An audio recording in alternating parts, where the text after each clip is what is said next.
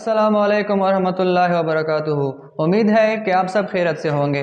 तो आज का जो हमारा लेक्चर है वो है factor affecting the enzyme activity, मतलब कि वो फैक्टर या वो चीज़ें जो कि एंजाइम की एक्टिविटी को क्या करती हैं, डिस्टर्ब करती है। तो इस लेक्चर में हम ये डिस्कस करेंगे।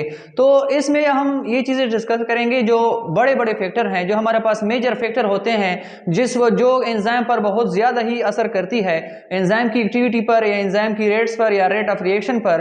तो उसमें हम इस लेक्चर में हम क्या करेंगे, उसको डिस्कस करेंगे। जो पहला है हमारे पास इफेक्ट ऑफ टेम्परेचर, मतलब कि टेम्परेचर का एंजाइम एक्टिविटी पर क्या असर पड़ता है। मतलब कि दर्जा हरारत जो होती है हमारे पास, ये जो हमारे पास जितनी भी दर्जा हरारत होती है उसका क्या इफेक्ट है, मतलब कि उसका क्या असर पड़ सकता है एंजाइम की एक्टिविटी पर। तो हम फर्स्ट ऑफ ऑल करते हैं कि टेम्परेचर जो है हमारे पास रेट ऑफ एंजाइम पर डायरेक्टली क्या है, प्रोपोर्शनल है। लेकिन अब टू सब एक्सटेंट, इस एक्सटेंट के बाद हमारे पास क्या हो जाता है, फिर इनवर्सली प्रोपोर्शन होता है रेट के। मतलब क्या है इस फिक्र का कि ईच एंजाइम जो है हमारे पास ह्यूमन बॉडी में, जो कि हमारे पास जो ऑप्टिमम टेम्परेचर होता है, ऑप्टिमम टेम्परेचर हमारे पास वो टेम्परेचर होता है जिस पर एंजाइम अपना वर्क बेस्ट करता है। मतलब कि जिस पर एंजाइम की जो फंक्शन होती है या एक्टिविटी होती है या हमारे पास जो रेट होता है वो पीक पर होता है। पीक पॉइंट पर का मतलब ये है कि जो जिस पर वो बहुत ही ज्यादा इंक्रीजिंग जो है हमारे पास जो जिसका जो वो होता है पॉइंट होता है, उसको हम क्या करते हैं, ऑप्टिमम टेम्परेचर कहते हैं। जो हमारे पास ऑप्टिमम टेम्परेचर है वो हमारे पास 40 डिग्री सेंटीग्रेड है। 40 डिग्री सेंटीग्रेड तक एंजाइम जो है हमारे पास वर्क बेस्ट करता है। 40 डिग्री सेंटीग्रेड तक हमारे पास ये जो है हमारे पास डायरेक्टली प्रोपोर्शनल होता है। लेकिन जैसे ही टेम्परेचर 40 डिग्री सेंटीग्रेड से ऊपर हो जाता है, 40 डिग्री सेंटीग्रेड के बाद हमारे पास क्या होता है, एंजाइम डिनेचरिंग का जो वो होता है वो शुरू हो जाता है। एंजाइम डिनेचरिंग का मतलब क्या है, एंजाइम डिनेचरिंग का मतलब यही है कि एंजाइम अपना काम धीरे धीरे करना छोड़ देता है। तो इस ग्राफ के लिए हम कह सकते हैं कि ये हमारे पास क्या है, रेट ऑफ रिएक्शन है। मतलब कि हमारे पास रेट क्या है, जो जो हमारे पास रेट शो होता है, यहाँ पर हम क्या करते हैं, टेम्परेचर को शो करते हैं कि हमारे पास टेम्परेचर है। तो हमारे पास जब हम रेट देख रहे हैं 10, 20, 30 और 40, मतलब कि ये इस रेट पर जाएगा 10, 20, 30, 40 और 50, 60, 70। मतलब कि हमारे पास ये क्या है, हमारे पास टेम्परेचर है डिग्री सेंटीग्रेड में। जो नॉर्मल ह्यूमन का बॉडी टेम्परेचर होता है वो 37 डिग्री सेंटीग्रेड होता है। लेकिन ये जो हमारे पास 40 डिग्री पर ये क्या होता है, हमारे पास ऑप्टिमम टेम्परेचर जो है वो 40 डिग्री सेंटीग्रेड है। 40 डिग्री सेंटीग्रेड पर इसका जो फंक्शन है वो हमारे पास पीक पर होता है। जैसे ही हमारे पास 40 डिग्री सेंटीग्रेड के बाद हमारे पास क्या होता है, डीनेचरिंग ऑफ एंजाइम का जो फिनोमेना है वो शुरू हो जाता है। ये से यहाँ से लेके जब हम 0 से स्टार्ट करते हैं या 10 डिग्री सेंटीग्रेड, वो हमारे पास क्या होता है, इंक्रीजिंग होता है। इंक्रीजिंग मतलब कि हमारे पास टाइम के साथ साथ क्या होता है, रेट क्या होता है, इंक्रीज होता है। जब हम 40 डिग्री सेंटीग्रेड पर पहुंच जाते हैं तो वहां पर क्या होता है, हमारे पास ये ऑप्टिमम टेम्परेचर होता है, एंजाइम अपना वर्क बेस्ट देता है। दूसरा जो हमारे पास पॉइंट है वो क्या है कि ह्यूमन एंजाइम जो है वो 35 से 40 डिग्री सेंटीग्रेड के दरमियान बहुत ही ज्यादा बेस्ट वर्क करता है। दूसरा जो पॉइंट है हमारे पास बॉडी क्या है, हमारे पास जो ह्यूमन बॉडी होती है उसकी क्या होती है, टेम्परेचर 37 डिग्री सेंटीग्रेड होती है। जैसे ही टेम्परेचर ऐसे इंक्रीज होना शुरू हो जाएंगे तो क्या करेंगे, एंजाइम डीनेचरिंग होना स्टार्ट हो जाएंगे। मतलब क्या है कि एंजाइम अपना काम धीरे धीरे छोड़ना शुरू कर देगा। जो दूसरा इफेक्ट है हमारे पास पीएच का। पीएच का मतलब क्या है कि हमारे पास जो पावर ऑफ हाइड्रोजन है, मतलब कि एसिडिटी या बेसिडिटी, अल्कलिनिटी, जितनी भी चीजें आती है ये तीनों चीजें, इसका एंजाइम के वर्क पर क्या असर पड़ सकता है।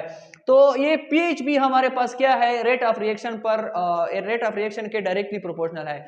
मतलब क्या है कि ये एक ऑप्टिमम जो पीएच होता है, ऑप्टिमम पीएच भी ऑप्टिमम टेम्परेचर की तरह होता है, जहां पर वो पीएच होता है जहां पर हमारे पास जो हमारे ह्यूमन बॉडी के एंजाइम होते हैं वो अपना काम बेस्ट देते हैं। मतलब कि हमारे पास 6 से लेकर 8 या ये इस पेज पर हमारे पास क्या करते हैं, एंजाइम अपना वर्क बेस्ट देते हैं।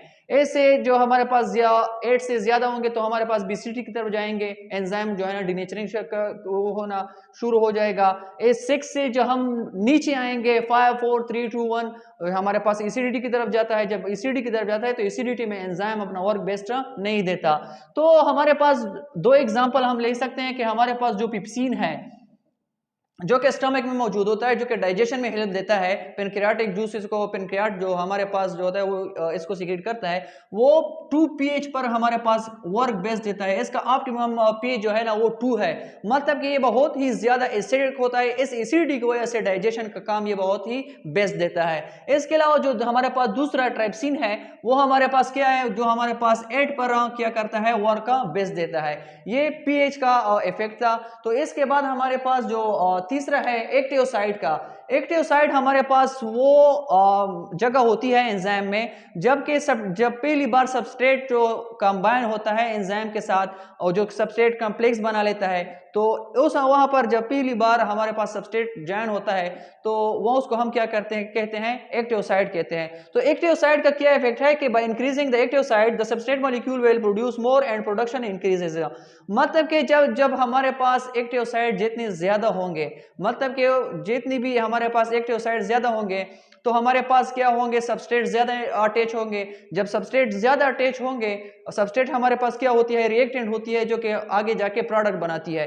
जब ज्यादा हमारे पास रिएक्टेंट जो है ना वो आपस में कंबाइन होंगे, सबस्ट्रेट ज्यादा एक्टिव साइट पर आएंगे, तो हमारे पास जो है ना प्रोडक्शन बहुत ज्यादा होगी। तो हमारे पास एक्टिव साइट जो है इसका भी है ना डायरेक्ट नहीं, प्रोपोर्शनल है। इसके अलावा जो चौथा है सैलिनिटी। सैलिनिटी का मतलब क्या है कि जब साल्ट की मिकदार ज्यादा हो जाए किसी भी चीज में तो हम उसको क्या करते हैं, सैलिनिटी कहते हैं। मतलब कि सैलिनिटी को हम क्या कहते हैं कि जब साल्ट क्या हो जाए, इंक्रीज हो जाए।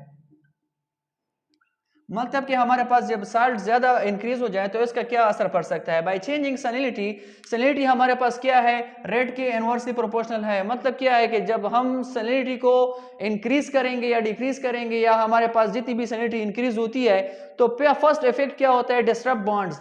जितनी भी हमारे पास केमिकल या बायोलॉजिकल बॉन्ड्स होते हैं बॉडी में, फर्स्ट ऑफ ऑल ये क्या करते हैं, बॉन्ड्स को डिस्टर्ब करते हैं। जब बॉन्ड्स को डिस्टर्ब करेंगे, जो जितनी भी हमारे पास केमिकल बायोकेमिकल रिएक्शंस होंगे, जब वो डिस्टर्ब होंगे, हमारे पास मॉलिक्यूल हमारे पास नहीं बनेंगे। जब मॉलिक्यूल नहीं बनेंगे, जो हमारे पास बॉडी को जितनी भी मॉलिक्यूल्स बायोमॉलिक्यूल्स रिक्वायर्ड हैं, जब वो नहीं मिलेंगे तो बॉडी क्या होगी, हमारे पास डिनेचरिंग का वो शुरू हो जाएगी। फर्स्ट क्या है, हमारे पास ये इफेक्ट है। दूसरा इफेक्ट क्या है, डिस्टर्ब 3 डिग्री स्ट्रक्चर। मतलब कि एंजाइम का जो 3 डिग्री स्ट्रक्चर है उसको धीरे धीरे क्या करता है, डिस्टर्ब करना शुरू कर देता है। जो तीसरा है वो डिनेचरिंग प्रोटीन। मतलब कि हमारे पास जितनी भी सैलिनिटी हमारे पास प्रोटीन की जितनी भी डिनेचरिंग होती है, डिनेचरिंग का प्रोटीन स्टार्ट कहां से होती है, सैलिनिटी होती है।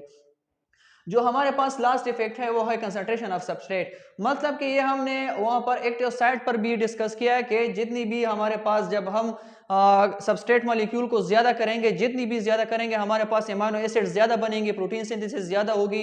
हम जब सबस्ट्रेट कम होंगे तो बाय डिक्रीजिंग सबस्ट्रेट नंबर्स, तो हमारे पास जितनी भी प्रोडक्शन होगी वो कम होगी। मतलब क्या है कि हम जब कंसंट्रेशन ऑफ सबस्ट्रेट को ज्यादा करेंगे तो प्रोडक्शन ज्यादा होगी।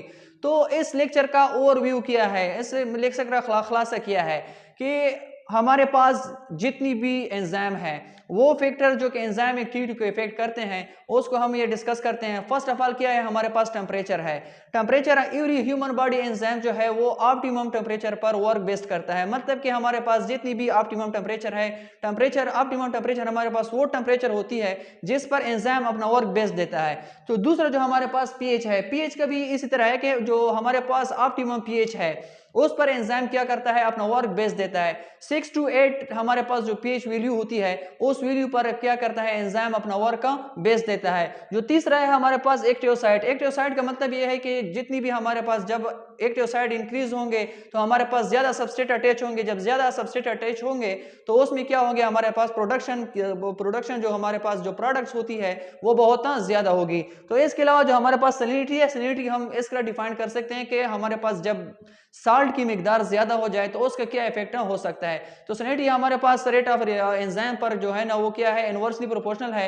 इसको इंक्रीज करने से फर्स्ट ऑफ ऑल जो इफेक्ट होता है वो क्या है, कि हमारे पास जो जितनी भी बॉन्ड्स हैं वो क्या होता है, डिस्टर्ब, हमारे पास डिस्टर्ब होना शुरू हो जाता है। जब वो डिस्टर्ब होते हैं तो सारा निजाम बिगड़ जाता है।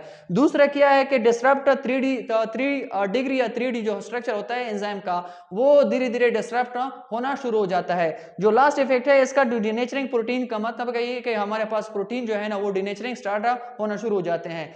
जो लास्ट है concentration of substrate, concentration of substrate का मतलब है कि जब हम इंक्रीजिंग ऑफ सबस्ट्रेट करेंगे, मतलब कि हम सबस्ट्रेट का जो नंबरिंग है, जब हम ज़्यादा सबस्ट्रेट अटैच करेंगे तो हमारे पास प्रोडक्शन ज़्यादा होगी। जब सबस्ट्रेट की वैल्यू कम होगी तो हमारे पास ऑलरेडी जो है ना वो क्या होगी, इसकी प्रोडक्शन जो हमारे पास प्रोडक्ट्स है वो कम होगी। तो उम्मीद है कि आप सबको ये लेक्चर पसंद आ गया हो। अगर आपका पसंद आ गया हो तो प्लीज़ लाइक, शेयर और कमेंट कीजिएगा। Thank you so much. अल्लाह हाफिज़।